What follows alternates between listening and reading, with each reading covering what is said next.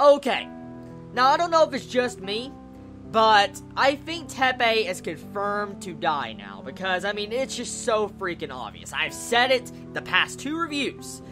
Death flag, death flag, death flag, death flag, and then almost dies this episode because of Daichi about to kill his own teammate, and then you have it to where he survives through an ass pull. Here's the thing, okay? That the power that Teppei used to save himself, I understand what he did. He used, like, his power that he has, but the thing is that it came out of nowhere. I did not know he could, like, warp to a different fucking dimension and teleport his giant-ass mech with him. I'm like, what? That's a very odd way to try to save a character. It really was. I'm gonna be honest. I mean, if it was hinted at before that, Teppei can make a dimension with his freaking ability, then show me. Because I don't remember that actually ever happening something to that extent. So, yeah. Episode was good. It was a very good episode. The main point, I think, this episode that I really enjoyed was Daichi. Daichi actually made a decision that really shocked me as a character.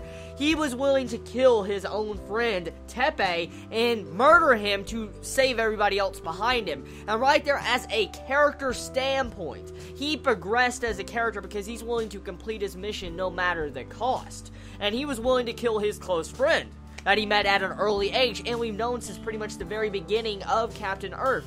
And so, with this episode, Daichi almost crossed that line he could not cross back over to, and who's to say he can't come back from that line already? Because, I mean, he might have already have crossed it, because he was going to kill Teppei. In his mind, he thought he was going to murder him. And so, personally, out of all the episodes, I think, of Captain Earth, this is by far one of my favorite, just because of the step that the main male character was willing to take.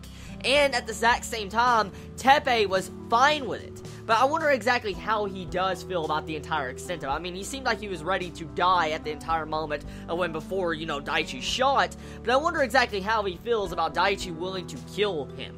I wonder how he feels about that, because we really did not get to find out much about, Teppei's emotions after that scene, so hopefully we will find out.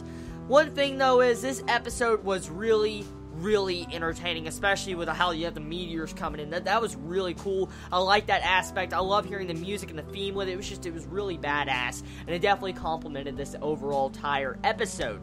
Now, the thing here is that at the end of this episode, the asshole glasses dude, the salty dog from, the dude from Salty Dog from the earlier parts of this series, decides to side with Daichi and says, can you really save everybody? And he's like, I put my faith in you, and pretty much he takes off his, collar that can blow up everybody if his vital signs stop, and he believes in Daichi. So, really cool conclusion. I like that a lot. The only thing I have a problem with in this episode, like I said earlier on in this review, is that Teppei survived.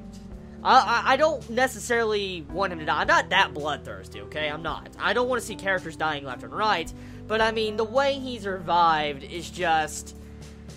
How can I put it? Like I said, it's an ass pull. He just survived I mean, the emotions were there. I mean, the death flags were there. I mean, he survives somehow with a dimension warping device. Just, yeah.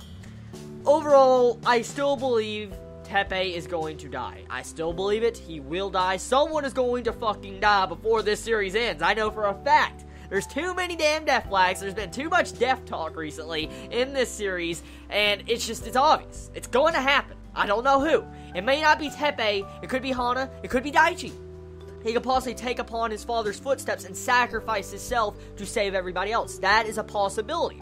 Because, I mean, that would be some epic freaking foreshadowing. I mean, think about that, okay? I mean, Daichi's father dies at the beginning of the series because to save everybody, and Daichi does the exact same thing to save everybody. That would be very fucked up. Like, what if he went to Oberon and, blew it up by himself? He does have the power. He showed it in this freaking episode, the freaking Magnum, the Plasmagnum, or whatever it's called. Oh my god. Just tell me your thoughts about this episode, everybody. I mean, did you enjoy it? Did you hate it? What was your favorite moments about it? And personally, what do you feel about Teppei still being alive? I mean, do you think he should have died there? Do you think it was an ass pull? And if it's not an ass pull, and if I am incorrect, let me know. I will gladly justify my mistakes if I am mistaken. So anyways, I love all of you so much. You have a wonderful day or night wherever you live. Please be safe. Chibi out.